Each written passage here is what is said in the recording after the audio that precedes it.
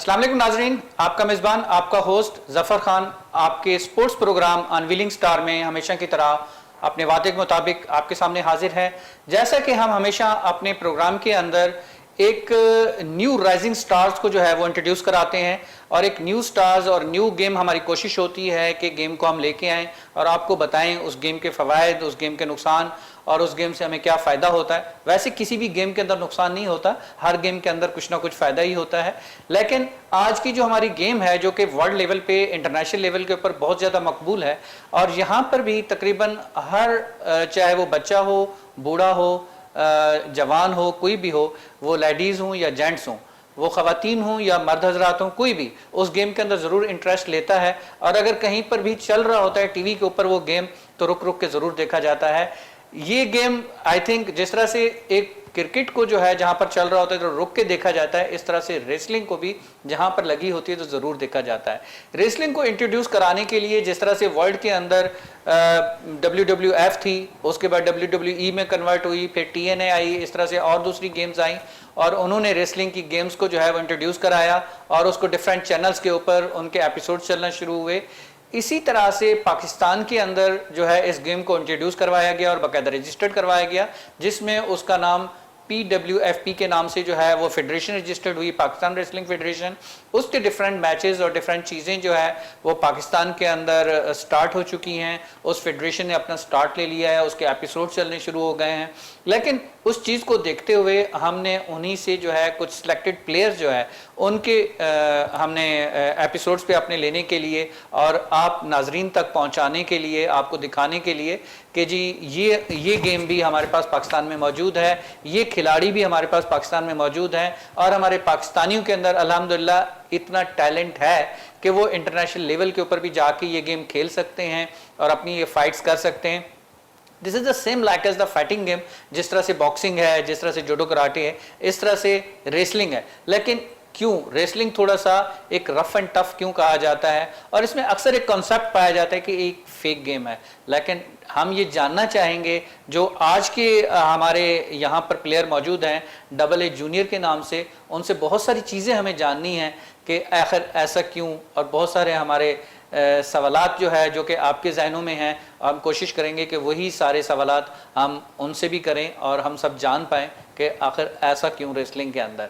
अस्सलाम वालेकुम। वालेकुम सलाम। कैसे हैं? AA जूनियर जो है वो आपका एक फेमस नेम है जो कि PWFP के अंदर जो है आपने अपने आप को इंट्रोड्यूस कराया है और जो आपका एक गेटअप है आई थिंक वो एक इंटरनेशनल प्लेयर रे मिस्टीरियो के नाम से उसी से कुछ मिलता और उसको कॉपी होता हुआ हमें नज़र आता है। सबसे पहले आपका बहुत बहुत शुक्रिया, आप प्रोग्राम में तशरीफ़ लाए।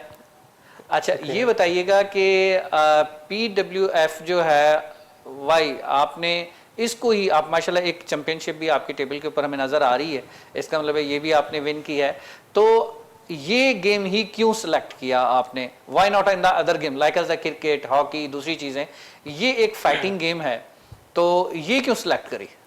दरअसल ये गेम मेरे खून में, मेरे परदादा ही वाज अ रेसलर माशाल्लाह जी, ओलंपिक स्टाइल रेसलर माशाल्लाह, जिसे कुश्ती भी कहा जाता है जी। बिल्कुल बिल्कुल जी, ये पाकिस्तान इंडिया आज़ाद होने से पहले की बेस है। जी जी बेस है, पाकिस्तान इंडिया आज़ाद होने से पहले की कहानी है। तो उनसे चलता चलता मेरे चाचुओं में ठीक है उनको देखने का शौक, पूरी जनरेशन में चलता हुआ जी जी। अब उस वक्त तो इतना फेमस नहीं था, रेसलिंग नहीं थी, और कुश्ती भी थी तो वो इतनी नहीं थी कि हम लोग उसे ज्वाइन कर सके, तो देखने का शौक था। फिर WWF, WCW और ये जो पूरा एरा चला एटीट्यूड एरा, वहां से देखते देखते हमें भी शौक पैदा हुआ और फिर PWFP पाकिस्तान की एक वाहिद कंपनी, अभी तक मौजूदा वाहिद कंपनी है, तो मेरे तो ब्लड में था, मुझे तो जाना था तो मैं चला गया। अच्छा तो आपने मैं जानना चाहूँगा कि आपके माशाल्लाह जो ग्रैंडफादर थे और पीछे से फिर ग्रैंडफादर के फादर थे, तो वो जो एक हिस्ट्री चलती हुई आ रही है तो उसमें वो कुश्ती की एक गेम्स के अंदर इसी फाइटिंग गेम से रिलेट करते थे, उनके कुछ नाम वगैरह और कुछ हिस्ट्री कुछ बता सकें आप, इंट्रोड्यूस करा सकें proudly? I think you will take. जो मेरे ग्रेट ग्रैंडफादर थे वो इस वक्त तो रेसलिंग सिर्फ उन्होंने शौक के लिए सीखी थी, ना कि कैरियर के लिए। जी जी। यहाँ भी फोकस ये था कि हम लोग भी शौक के लिए स्टार्ट किया था हमने बोला पाकिस्तान को दिखाएं कि पाकिस्तान, हम इंटरनेशनल दिखाएंगे पाकिस्तान में कितना टैलेंट है, इंटरनेशनल दिखाएं। और अब लोगों ने वहां जाना शुरू किया, वहां पे लोगों को नहीं पता था कि पाकिस्तान भी कोई कंट्री है। बिल्कुल सही। हमने कितने लोगों से, मैंने पर्सनली कितने लोगों से बात की है कि उनको नहीं पता कि पाकिस्तान में कोई कंट्री मौजूद है, ये गेम पाकिस्तान के अंदर मौजूद है। गेम उनको यही नहीं पता कि पाकिस्तान में कोई कंट्री भी है।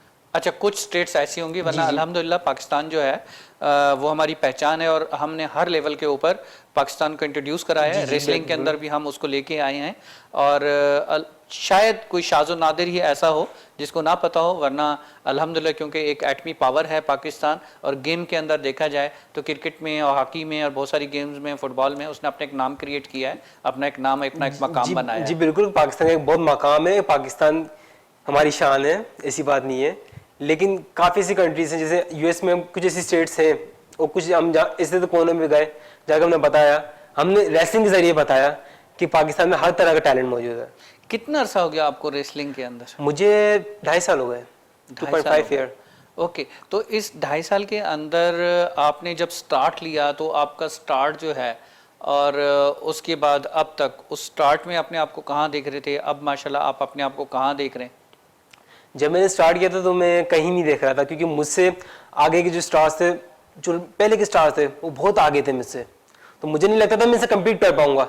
लेकिन मैंने सोचा था कि मैंने टक्कर जरूर दूंगा, कंपटीशन जरूर दूंगा, एक ना एक दिन आएगा कि इस बंदे को मैं कंपटीशन दूंगा। मैं नाम नहीं लेना चाहूंगा, लेकिन एक ऐसा रेसलर वहां पे था, वो बेस्ट रेसलर था उस टाइम। मैंने नवंबर 2019 आई थिंक 2018 नवंबर में मैंने ज्वाइन किया था और एक ही मन के अंदर मैंने डिसाइड कर लिया था मैं एक ना एक दिन इस बंदे को मैं कंपटीशन जरूर दूंगा।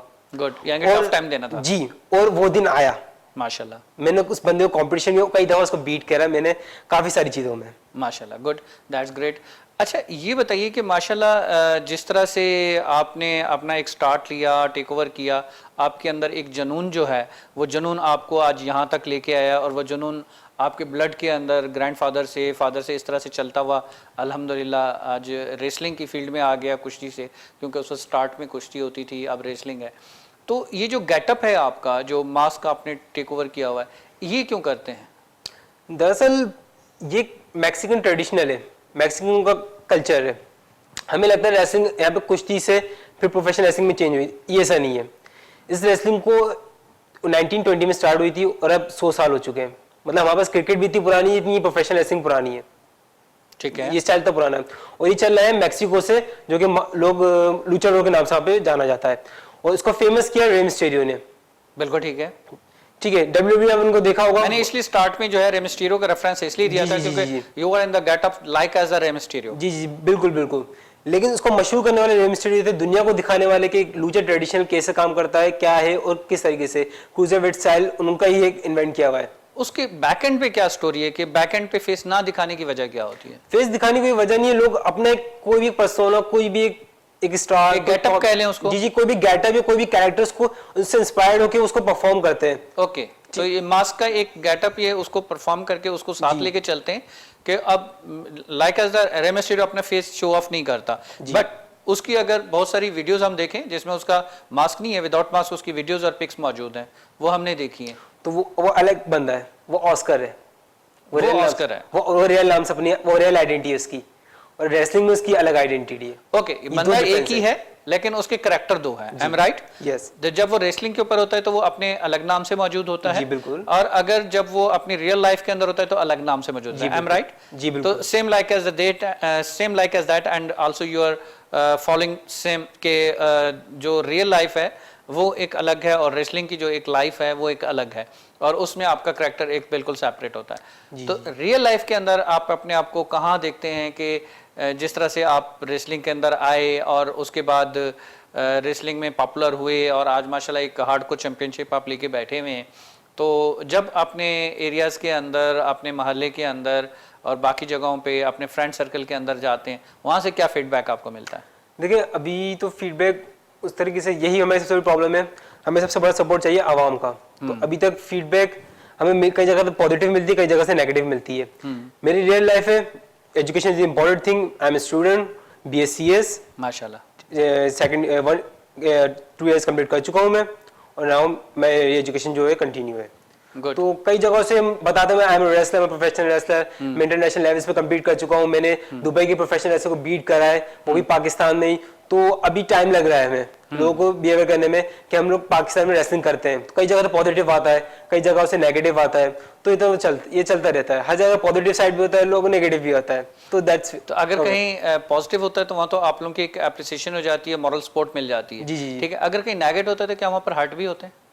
हाँ, हर्ट काफी होते हैं, तो कि हम लोग इतना कुछ कर रहे हैं सिर्फ लोगों के लिए, लोगों के एंटरटेनमेंट के लिए, और इन्हें थोड़ा अप्रिशिएट तो करना चाहिए। एक मॉरल सपोर्ट आवाम की जो है वो नेसेसरी है। आई थिंक जब हमारे जो नाजरीन हैं और वो जब ये देखना शुरू करेंगे, हमारे सामीन जो है सब जब इन रेसलिंग मैचेस को देखना शुरू करेंगे जो कि PWFP के हैं, और वो मैचेस जब इंशाल्लाह चैनल्स के ऊपर चलने शुरू होंगे, जो कुछ चैनल्स पे चले भी हैं और कुछ मज़ीद जो है इंशाल्लाह चैनल्स के ऊपर स्टार्ट हो रहे हैं और एपिसोड्स आनी शुरू होंगी, तो उसमें लाजमी जो है वो इनका टैलेंट जो है वो भर के सामने आएगा।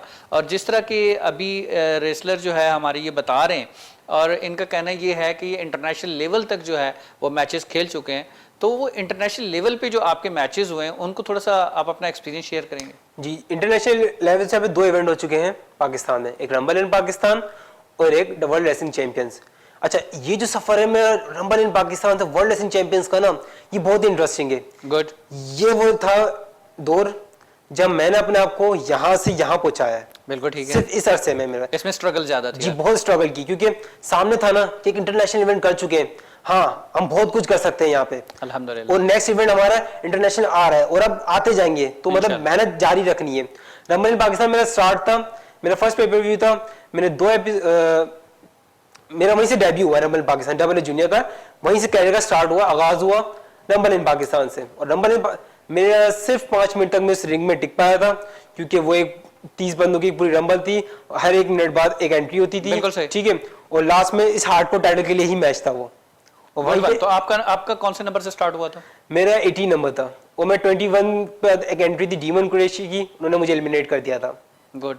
तो उसमें जो है जो 18 से लेके 21 तक आप स्टेबल रहे? जी, स्टेबल रहा मैं, माशाल्लाह। ये भी तो एक बहुत बड़ी बात है कि आपने 4 प्लेयर्स को एक साथ जो है वो आपने फेस किया और उन 4 प्लेयर्स तक आप टिके रहे। जी, और सिर्फ 4 प्लेयर्स नहीं थे, उस 4 प्लेयर्स तक आपने उनको आउट किया ना? जी जी, नहीं ऐसा नहीं, हर मेरे पास एंट्री होगी, ठीक है, वो सब लोग मौजूद रहेंगे, उनको थर्ड ऑफ से एलिमिनेट करना होगा। ओके, सिर्फ 4 नहीं थे, और भी ज्यादा थे रिंग में, तो वो बढ़ते चले गए? जी, बढ़ते जाते हैं, बढ़ते चले गए। और उस मैच के अंदर आपने ये चैंपियनशिप हार्डकोर आपने विन की? नहीं। वो कौन सा मैच था? रिसेंट में 3 टाइम हार्डकोर चैंपियन हूँ। हमारा इवेंट हुआ था विंटर ब्रेकडाउन, हमारा पेपर भी पूरा चला था, उसमें मैंने डीमन कुरैशी को ही हराया था, जिसने मुझे उस रंबल में एलिमिनेट किया था। मैंने आपने यहाँ पर, हाँ ठीक है, ये हार्डकोर से रिलेटेड जी। और जो वो आप रंबल का मैच बता रहे हैं, रॉयल रंबल का, उसका जरा थोड़ा सा डिस्क्राइब कीजिएगा कि उसमें आपने 18 नंबर पे आप गए थे और 18 नंबर के बाद 21 नंबर तक की आपकी जो है वहां पर फाइट चलती रही। उसके बाद मैं एलिमिनेट कर दिया, लेकिन उस जो रंबल के हार्ड चैंपियन थे वो थे अरबाब फहीम कासी पैंडा, और ये हार्ड को जीते थे, लेकिन वो एक डिसअपॉइंटमेंट थी। ठीक है, मैंने उसको यूज किया अपने इसके लिए, कैरियर के लिए, कि इसको कैसे पाया जाए, ठीक है, और मेहनत स्टार्ट की मैंने। गुड। तो उस मैच के बाद जो है आपकी स्ट्रगल जो है बहुत ज्यादा बढ़ी, और उसके बाद जाके आपने उस चैंपियन को जो है बीट करके और ये चैंपियनशिप आपने हासिल की। जी बिल्कुल, आई एम राइट? जी ठीक है, गुड। अच्छा, अब ये बताइएगा कि अक्सर जो है हमारा नाजरीन के जहन में एक क्वेश्चन उठता है कि जी रेसलिंग के अंदर जो है वो फेक फाइट्स बहुत ज़्यादा होती हैं। ये क्वेश्चन, चूंकि अभी ब्रेक का एक टाइम हुआ चाहता है, मैं ब्रेक के लिए जाऊंगा, लेकिन आपके लिए एक सवाल छोड़ के जा रहा हूँ कि रेसलिंग को फेक फाइट क्यों कहा जाता है। नाजरीन, जैसा कि हमने अपने डबल ए जूनियर के लिए एक क्वेश्चन जो है वो ड्रॉप किया है, ब्रेक के बाद हम जानना चाहेंगे कि ये कॉन्सेप्ट क्यों है लोगों के जहनों में, आवाम के जहन में, और ज़्यादातर आवाम के जहन में। चलते हैं एक छोटे से ब्रेक की तरफ, ब्रेक के बाद दोबारा इंशाल्लाह यहीं से हम कंटिन्यू करते हैं।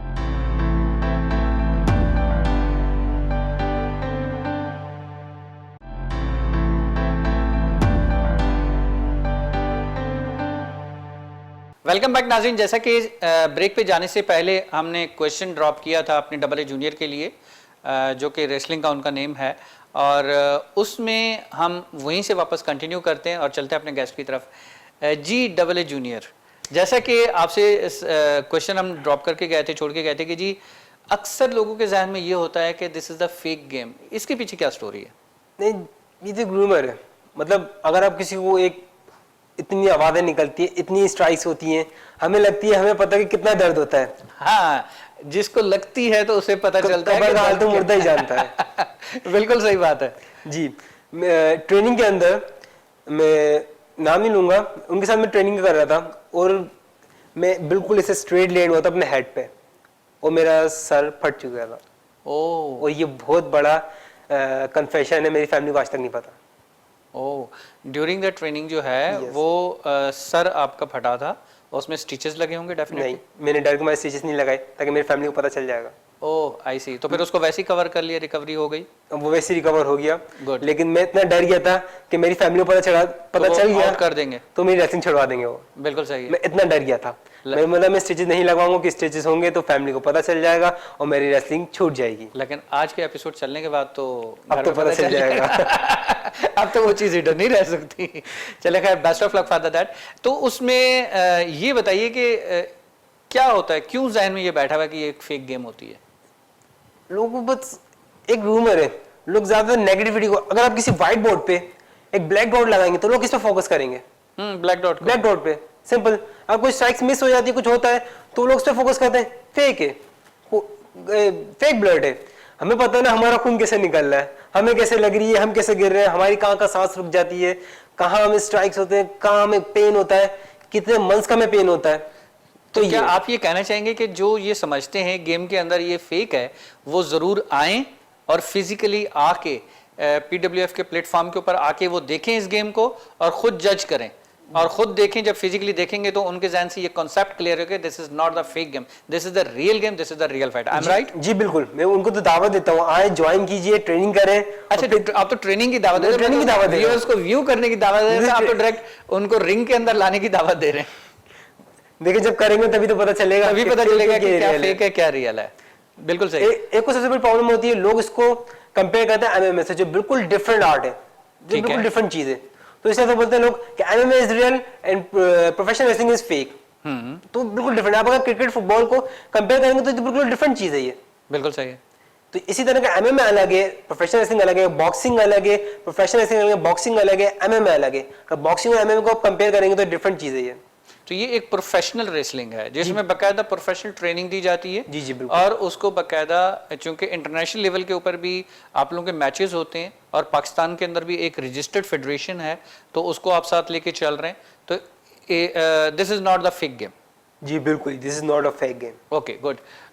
नाज़रीन, आई थिंक आप लोगों के कॉन्सेप्ट से अगर कुछ चीज़ क्लियर हो गई हो कि फेक जो है ये फेक गेम नहीं है, इसको हमें जहन से हमें हटाना है। फिर अगर किसी के जहन में ये चीज़ अगर कहीं रह गई हो तो जो हमारे AA जूनियर हैं आप लोगों को इनवाइट कर रहे हैं कि आएँ हमारे रिंग के ऊपर, हमारे स्टेडियम के अंदर, वहाँ आके हमारे मैच को देखें, फिजिकली देखें। और अगर फिर भी कहीं गुंजाइश रह जाती है तो रिंग की दावत दे रहे हैं कि रिंग के अंदर आके ट्रेनिंग भी लें और फाइट भी करें। ऐसे ही है जी बिल्कुल, जी बिल्कुल। That's good, great. अच्छा, अब बताइएगा कि अब आने वाला जो वक्त है, आने वाला जो टाइम है, उसके अंदर आप अपने आप को कहाँ देख रहे हैं और पाकिस्तान के अंदर रेसलिंग को कहाँ देख रहे हैं? जी, आने वाला वक्त में हम बहुत कुछ कर जाते हैं अगर ये कोविड नहीं आता। ठीक है। हमारे 7 पेपर-व्यूज लाइन अप थे। हम लोग इंटरनेशनली, वो भी हमारे 7 पेपर-व्यूज थे। उसके अलावा हमारे कितने इवेंट्स होते हैं वो अलग बात थी। ठीक है। इंटरनेशनली हमारे पेपर-व्यूज लाइन अप थे। हम लोग दिसंबर में इवेंट कर चुके थे 19 के। हमें अप्रैल में स्टार्ट करना था और मार्च में लॉकडाउन लग चुका था। ड्यू टू द लॉकडाउन जो है बहुत सारे इवेंट्स आपके कैंसिल हो गए। जी बिल्कुल। लेकिन इसमें आपकी जो प्रैक्टिस और ट्रेनिंग है उसका क्या सिनेरियो रहा? देखिए, हमारी जो ट्रेनिंग है वो बहुत डिस्टर्ब हुई लॉकडाउन की वजह से। लॉकडाउन लग रहा है, हट रहा है, लग रहा है। अब जो हमारी जो ट्रेनिंग है वो बहुत डिस्टर्ब हो रही है। ठीक है। लेकिन हमने हार नहीं मानी है। बिल्कुल ठीक है, माशाल्लाह। हमने जितना टाइम मिल रहा है उसमें हमें कवर करना है, क्योंकि हमारे पास टाइम नहीं है। हमारी इवेंट्स लाइनअप है और हमें इंटरनेशनली परफॉर्म करना है। ठीक है। तो उसमें आपकी ट्रेनिंग जो है वो बीच बीच में होती रही? जी जी बिल्कुल होती। जिस तरह हमारे अकेडमी खुली, ओपन हुई, लॉकडाउन हटा, हमने इसमें ट्रेनिंग करी है। जैसे कि अभी इस लॉकडाउन के दौरान भी या उसके अलावा जिस तरह से 2.5 साल का एक टाइम पीरियड एक गुजर चुका है, आपको आपके अपने एक्सपीरियंस के लिहाज से, जो शुरू में आपके पास रेसलर्स के एडमिशन या एकेडमी के अंदर ट्रेनिंग जो आते थे, उस वक्त की क्या पोजीशन थी और आज आप क्या देखते हैं कि उनकी जो काउंटिंग है, उनके जो एडमिशन्स हैं वो इंक्रीज़ हुए हैं या वही स्टेबल हैं या कम हुए हैं? देखिए एडमिशन तो काफ़ी इंक्रीज हुए हैं, हम ये नहीं बोल सकते क्योंकि न्यू लोगों को जैसे तो पता चलता जा रहा है वो लोग आते आ रहे हैं, और ज़्यादातर जो हमारे पास लोग आ रहे हैं वो कम्प्लीटली इंटीरियर साइड से आ रहे हैं, पंजाब से, APK से, हमारे काफ़ी इंटीरियर साइड से लोग आए, ज़्यादातर लोग पंजाब से आए। आपको पता होगा पंजाब में रेसलिंग का काफ़ी ज़्यादा शौक पाया जाता है। बिल्कुल ठीक है। गुजरनवाला पहलवानों का शहर। बिल्कुल सही। तो वहाँ इंटीरियर साइड से काफ़ी साइड से लोग आते हैं, लेकिन जो मेन प्रॉब्लम आती है ना, लोग उसको एज अ कैरियर नहीं देखते, एज अ स्पोर्ट अभी तक समझते हैं। रेसलिंग एज अ कैरियर भी बहुत चीज़ है। रेसलिंग के अंदर कैरियर है? जी बिल्कुल है। उसको थोड़ा थोड़ा डिफाइन कर दें।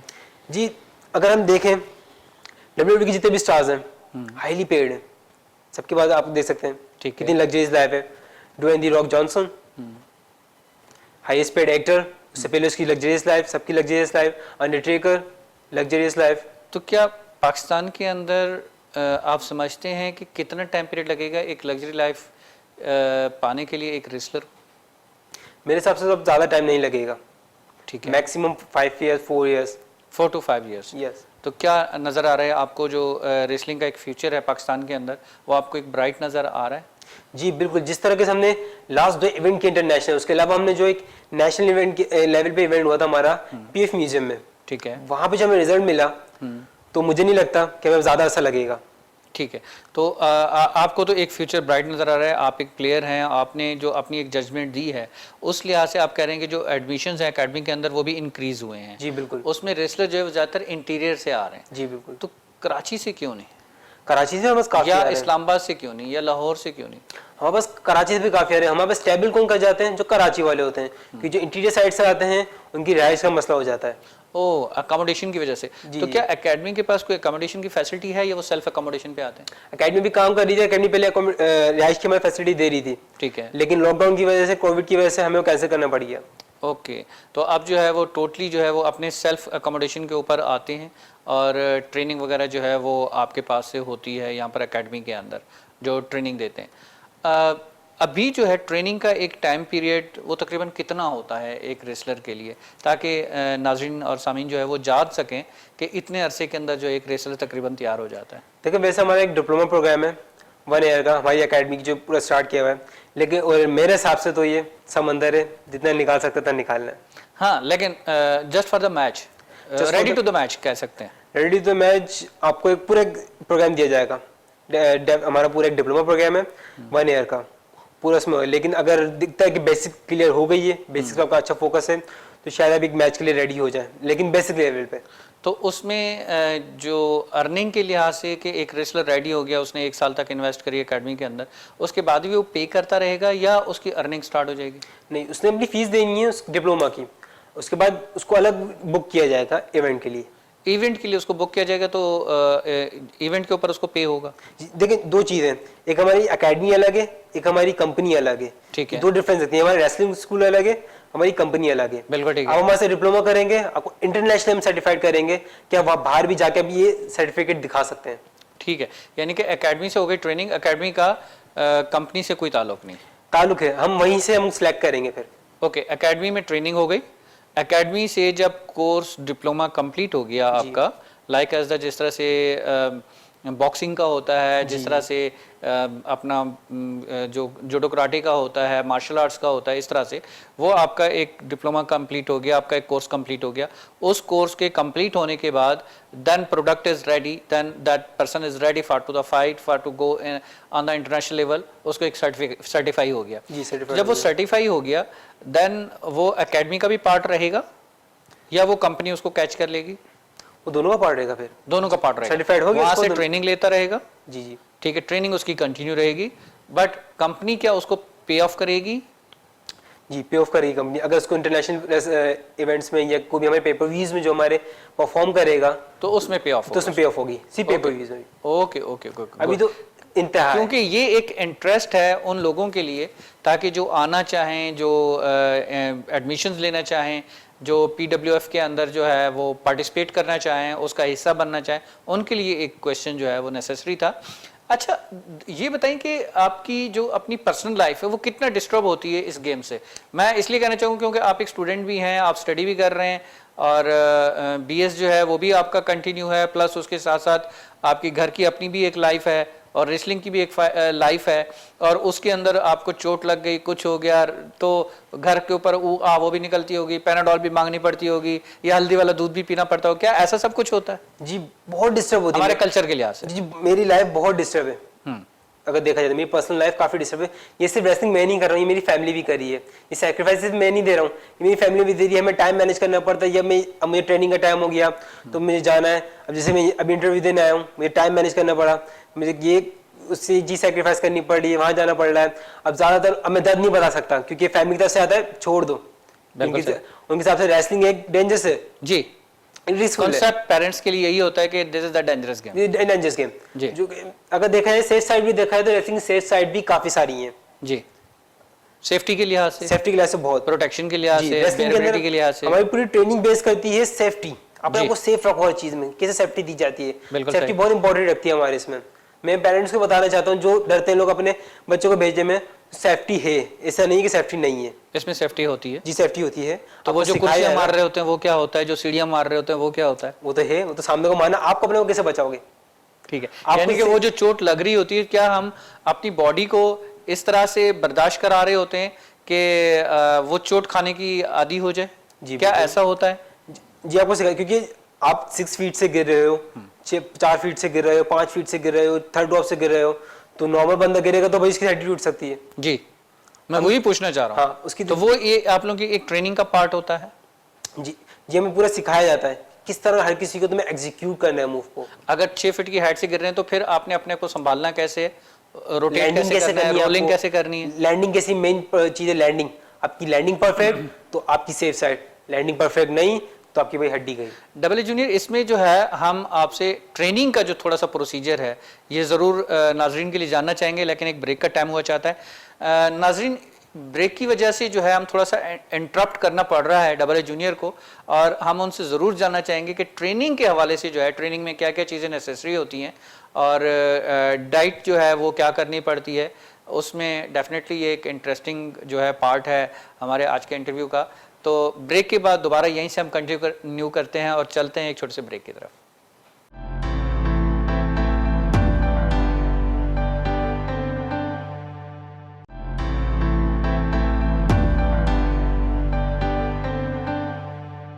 वेलकम बैक नाज़रीन। जैसा कि ब्रेक पे जाने से पहले हमारा डिस्कशन चल रहा था डबल जूनियर से रिगार्डिंग द ट्रेनिंग, और हम उनसे जानना चाहेंगे कि ट्रेनिंग में उनकी क्या क्या ट्रेनिंग होती है, डाइट का क्या स्केड्यूल होता है जी। डबल जूनियर, जैसा कि हम आपके लिए एक सवाल छोटा सा छोड़ के गए थे कि ट्रेनिंग के हवाले से, उसमें ट्रेनिंग में क्या क्या चीज़ें आपको सिखाई जाती हैं, क्या क्या चीज़ें बताई जाती हैं, और उसमें आपकी डाइट का जो है वो क्या रोल होता है उसके अंदर?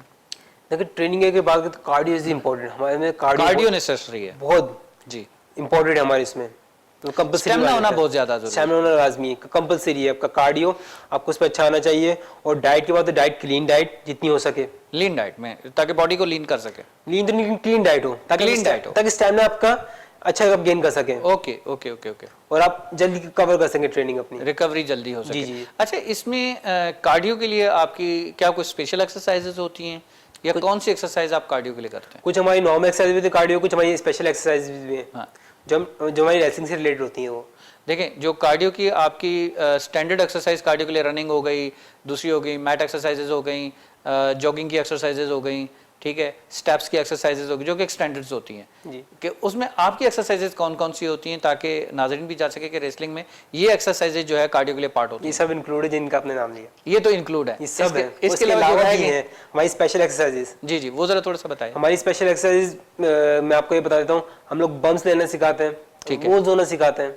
रोल होना, ठीक है, रोल्स, बम्स, और इसके अलावा हम जैसे कि आपको बताया लैंडिंग होना, ठीक है। अगर आप मूव को एग्जीक्यूट कर रहे हो, आपको एक मूव मार रहे हो, आप देखते हैं थर्ड ड्रॉप से एक फ्रंट फ्लिप मूव आता है जी, तो उसका एग्जीक्यूशन, सब चीजें हम लोग सिखाते हैं। सारी स्टेमिना का पार्ट है कि अपनी पूरी बॉडी को हवा में उछालना, जी जी, ठीक है, फिर उसको रोल करना, बॉडी को रोकना, और फिर उसको वापस अपनी बॉडी को अपने आप को जंप के साथ खड़ा करना।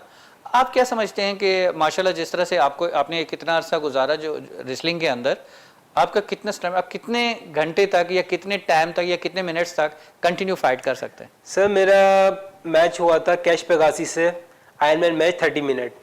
वो मैच गया था 40 मिनट पे, 30 मिनट के बाद फिर वो रीस्टार्ट हुआ था, क्योंकि हम दोनों टाई हो गया था हमारा मैच। वो माशाल्लाह। और हमारा वो फिर 40 मिनट पे गया था। 30 मिनट्स का आपका मैच हुआ था। हाँ। लेकिन वो 40 मिनट्स तक आप लोगों ने फाइट की। हाँ, वो रीमैच हुआ, उससे 40 मिनट्स पे जाके वो टाई हुआ। 40 मिनट्स पे एंड हो गया, 30 मिनट पे हमारा टाई हो गया था। 30 मिनट्स पे टाई हो गया था, तो उसको 40 मिनट्स पे ले गए थे आप लोग खींचतान कर। हमें 10 मिनट्स फिर मिले, फिर 10 मिनट्स मिले थे due to the tie. Due to tie, ठीक है। उसके बाद फिर आपने 10 मिनट्स 40 मिनट्स पे उस मैच को खेला जी। उसके बाद फिर वो टाई हो गया। नहीं, फिर वो एंड हो गया, कैश पे कासी वो जीत गए थे। अच्छा। और ये तो अल्हम्दुलिल्लाह इतना स्टेमिना है कि आप 40 मिनट्स तक नॉन स्टॉप फाइट कर सकते हैं, बगैर कुछ पानी का सिप लिए हुए, बगैर कोई सांस, बगैर, क्योंकि अक्सर हम बॉक्सिंग के अंदर देखते हैं, किक बॉक्सिंग में, उसमें तकरीबन कोई 2-3 मिनट के बाद फिर वो प्लेयर को जो है एक रेस्ट दिया जाता है, टॉवल से जो है उसको साफ किया जाता है, उसका जो वेट वगैरह पसीना होता है, फिर उसके बाद उसको पानी पिलाया जाता है, रेस्ट के बाद फिर दोबारा वो फाइट के लिए रेडी होता है। लेकिन रेसलिंग के अंदर आई डोंट थिंक सो कि उसमें कोई इस तरह का गैप या इस तरह का रेस्ट स्पेशल आता है। नहीं, बिल्कुल ऐसा कोई गैप नहीं आता। एक दफा बैल हो गई तो उसके बाद तो आप जंग में। मैं वही पूछना चाहता क्योंकि तो एक नॉन स्टॉप गेम होता है। ये जब चलता है तो ये मैक्सिमम स्टेमिना डिपेंड करता है कि प्लेयर के ऊपर, कि प्लेयर का कितना स्टेमिना। तो उसमें आपका स्टेमिना अल्हम्दुलिल्लाह जो चेक हुआ है वो माशाल्लाह 40 मिनट्स तक आपकी फाइट कंटिन्यू रह सकती है। जी बिल्कुल। ठीक है। ये कितना अरसा पहले की बात है?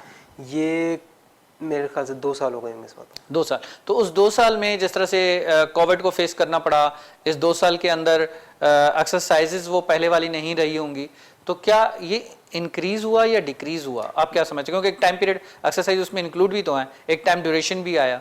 नहीं, मैं ये समझता क्योंकि उसके बाद मेरे आपको बताया ना कि रंबल की बात की कहानी है और WBC तक मेरी बहुत बड़ी वो थी, स्ट्रगल थी। ठीक है। अब उसके बाद तो काफी इंक्रीज हुआ। उसके बाद काफी इंक्रीज हुआ। अब हो सकता है मेरा 50 पे भी हो, 1 आवर का स्टैमिना भी हो। अच्छा, माशाल्लाह। लेकिन मैंने अभी तक इस तक गया नहीं हूँ, मैं अभी तक टेस्ट नहीं हुआ मेरा स्टैमिना। लेकिन उसके बाद तो मेरी काफी ट्रेनिंग हार्ड हुई, काफी मुझे इंटरनेशनल कंप्लीट करना था, तो भाई अब मुझे आगे और बढ़ना था। तो हर डे मेरा हर एक माइलस्टोन होता है, पिछले रिकॉर्ड को भी ब्रेक करना, आगे बढ़ना। आप क्या समझते हैं कि आप जो स्टेमिना है वो कितने मिनट्स की फाइट जो है, अगर आने वाले चंद मंथ के अंदर कोई इंटरनेशनल फाइट होती है या नेशनल फाइट होती है या किसी चैंपियनशिप की होती है, मैक्सिमम कितने मिनट्स तक आप उसको फेस कर सकते हैं? मैं 45 to 50 मिनट्स तक, हालांकि अभी नॉन स्टॉप लड़ सकता हूँ। ठीक है। अच्छा, इसमें जो रेफरी का एक रोल होता है, ठीक है, उसमें भी कहीं बेईमानी हो जाती है, कहीं फेकिंग आ जाती है, या वो किसी वन साइड पे चला जाता है? क्योंकि अगर आपने देखा हो, ये रोल एक क्रिकेट के अंदर चलता था। क्रिकेट के अंदर क्या होता था कि जो रेफरी ने दे दिया आउट तो आउट, ठीक है, जो उसने 4 दे दिया तो दे दिया, 6 दे दिया तो दे दिया, ठीक है, क्योंकि उस वक्त थर्ड अंपायर नहीं होता था। आई एम राइट? उसके बाद क्या हुआ कि क्रिकेट की गेम के अंदर एक थर्ड अंपायर लाया गया, कैमरास को एक्स्ट्रा जूमिंग पे लाया गया और वहां पर ये देखा गया कि हाँ जी अब क्या पोजीशन है। अब जो है इस कंडीशन के अंदर क्या वाकई जो रेफरी ने जो है वो आउट दिया, वो आउट था भी है नहीं, उसको अपना डिसीजन जो है वापस रिवर्स करना पड़ता है। अब जो पोजीशन है अगर उससे फेक डिसीजन हुआ है। लेकिन रेसलिंग के अंदर ऐसा नहीं है। ये क्या रीजन? देखिए, रेसलिंग का मैं आपको एक बात बता चलूं, रेसलिंग की स्टोरीज मैटर करती है, लेकिन स्टोरी से सारी बेस होती है पूरी प्रोफेशनल रेसलिंग। लेकिन रेफरी का फाइनल डिसीजन होता है। अगर रेफरी ने आपका नहीं देखा, आपका पैर रोप पर है, आप वहां रोप ब्रेक हो चुका है या कहीं भी है, कुछ भी है, तो रोप ब्रेक हो गया है, उसने नहीं देखा, उसका फिर उस तरफ था, वो तीनों हो गई हैं, तो फाइनल डिसीजन इसका चेंज नहीं हो सकता। उसका मैनेजर आएगा, अगर वो रीमैच करवाना चाहे तो हो सकता है ये वो आपको नेक्स्ट वीक आपको रीमैच कर दे, लेकिन वो मैच वहां एंड हो चुका है। वो मैच एंड हो गया, वो मैच रीमैच हो सकता है, but authority has the by the manager, manager की अथॉरिटी पे हो सकता है, जो उस गेम का मैनेजर होगा। बट रेफरी जो है उसका फाइनल डिसीजन होगा, उसका डिसीजन फाइनल होता है, उसका डिसीजन फाइनल होगा, फुल एंड फाइनल है। अच्छा, इसी के साथ जो है अगर नेक्स्ट मैच होता है उसमें भी सेम वही रेफरी का आएगा। आप क्या समझते हैं कि क्या ये सही है? क्या थर्ड अंपायर नहीं होना चाहिए, थर्ड रेफरी नहीं होना चाहिए? क्योंकि देखिए काफी डिफरेंट है क्रिकेट से। क्रिकेट यहाँ पर अपनी बॉडी से गेम डिफरेंस है जी, यहाँ पर अपनी फिजिकल फाइट्स का कर रहे हो आप, तो मेरे ख्याल से ये सही है रेफरी का। एक थर्ड एम्पायर का सही तो है, कहीं अगर आपके साथ किसी मैच में ज्यादती हो जाए, ठीक है, और आप जो है वो तकरीबन विन कर चुके हों, लेकिन सामने वाले ने बेईमानी कर दी और आपको हार का सामना करना पड़े ड्यू टू द रेफरी, क्योंकि उसकी नजर नहीं पड़ी थी, देन व्हाट विल यू से कि हाँ ठीक है ओके? नहीं, अगर देखिए रेफरी देख रहे हैं तो उस वक्त तो गुस्सा आएगा जब अपनी हार गए तो ठीक है, तो उस वक्त आप कहेंगे कि थर्ड रेफरी होना चाहिए था। एक्चुअली थर्ड रेफरी तो हमारा जनरल मैनेजर ही है, फिर वो नेक्स्ट मैच हमारा वो बुक करेगा, अगर उसके पास हम जाके कंप्लेन लेके आ सकते हैं। काफी दफा ऐसा होता है कि रेफरी ने गलत डिसीजन दे दिया, इसने देखा नहीं, तो फिर जनरल मैनेजर है उसके पास जाओ, फिर वो नेक्स्ट मैच बुक करेगा, क्योंकि वो मैच तो एंड हो चुका है, वो मैच एंड हो गया, उसका कुछ नहीं एंड हो चुका है। अगर वो चैंपियनशिप जानी थी तो चली गई, अब वो वापस नहीं आ सकती, अब वापस आएगी तो एक नए मैच के अंदर। तो उस वक्त मैं वही चीज पूछना चाह रहा हूं, जो आपकी इतनी स्ट्रगल मेहनत होती है एक रेफरी की छोटी सी मिस्टेक की वजह से, तो अगर ऐसा हो जाता है तो आपके ख्याल में उसमें अफसोस नहीं होता? देखा, हार जीत एक पार्ट होता है ना, टाइटल है आज आपके तो आपको जाएगा भी, कि हर कोई तो क्या नाम है हमेशा के लिए नहीं रख सकता, कोई आप अगर आज जीते हो तो कल हारोगे भी, तो ईमानदारी से हो तो अच्छा है ना, ईमानदारी से हो तो अच्छा है। लेकिन उसमें अगर कहीं इस तरह से हो जाए कि रेफरी किसी की साइड ले, अच्छा ऐसा होता है कि रेफरी किसी प्लेयर की साइड ले जाए? अक्सर कई मैचेस में ऐसा हुआ है। ऐसा होता है? ऐसा हुआ है।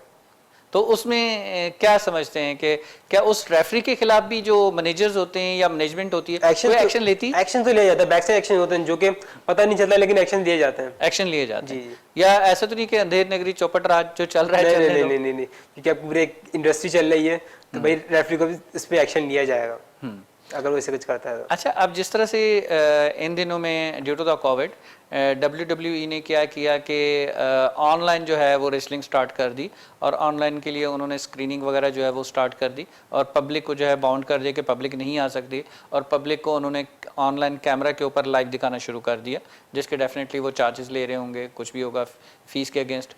But what about the PWF, आप क्या समझते हैं कि क्या इन दिनों में अगर कोई मैच या ऐसा कुछ होता है, क्या आप लोग यू हैव द कैपेबिलिटी कि आप उस लेवल पे आ सकें या उस तरह कर सकें?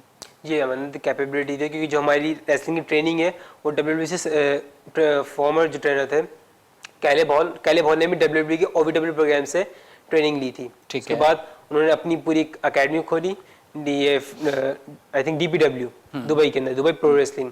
हमारे नुमान सुलेमान वहीं से ट्रेनिंग लेके आए, तो हमारी जो पूरी सर्टिफाइड ट्रेनिंग वो WWE से ही है। सर्टिफाइड WWE से, तो मेन वहाँ से रूट करता है? जी, हमारा जो पूरे ट्रेनिंग का प्रोसेस चल रहा है WWE से ही चल रहा है। WWE से चल रहा है। तो आप क्या समझते हैं कि एक सर्टिफाइड जो है आपकी, अगर कोई भी मैच होता है तो वो ऑन द रिकॉर्ड होता है इन द WWE? नहीं, हमारा रिकॉर्ड तो हमारा कोई मैच नहीं हो रहा है WWE के, मतलब हम लोग कैपेबल हैं कि हम उनसे कम्पीट कर सकते हैं। अच्छा, कैपेबल हैं, यानी कि उसके प्लेटफॉर्म पे जा सकते हैं, उसके प्लेटफॉर्म पे जाके फाइट कर सकते हैं, उनके प्लेयर से फाइट हो सकती है। जी, राइट जी। जो ट्रेनिंग है, अच्छा अभी मुझे ये बताइएगा कि क्या कोई इंटरनेशनल लेवल के ऊपर कोई आपका विजिट, कोई फाइट कुछ इस तरह की हुई है जाके आपने की हो? इंटरनेशनल अगर लेवल में बात करें तो पाकिस्तान में हुई थी, दुबई के प्रोफेशनल ऐसे थे शाहीन, आप उनको इंस्टाग्राम पे सर्च कर सकते हैं, शाहीन उन्होंने भी DPW से ही ट्रेनिंग ली थी। ठीक है, और उनसे मेरा कम्पीट हुआ था और मैंने उनको बीट किया था पाकिस्तान में ही। हमारा पूरा इवेंट था इंटरनेशनल था। उस इंटरनेशनल इवेंट में Rhyno former WWE superstar, Alberto Del Rio former WWE superstar, JTG former WWE superstar, ये तीनों फॉर्मर WWE सुपरस्टार थे, उस इवेंट में परफॉर्म किया इन तीनों ने। ठीक है, तो उस इवेंट में आपकी परफॉर्मेंस कैसी रही?